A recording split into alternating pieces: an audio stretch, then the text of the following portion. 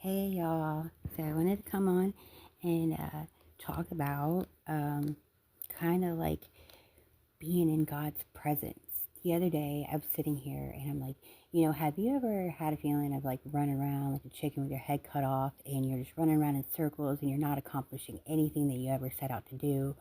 Or like mentally you feel so bogged down, like you feel like you're stuck. You feel like, you're not moving anywhere because there's just so much going on that you're thinking about.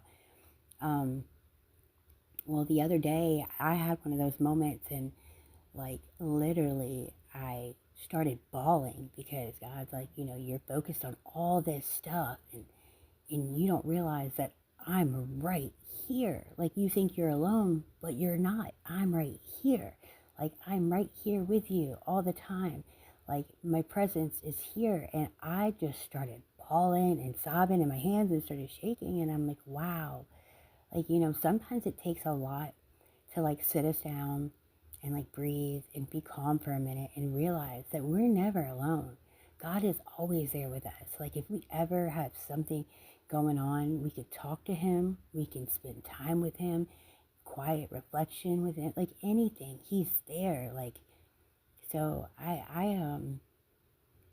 just say today, like take some time and just soak up his presence of him being there with you and enjoy his company, like kind of how whenever, in the Bible it has Martha and Mary, the sisters of Lazarus.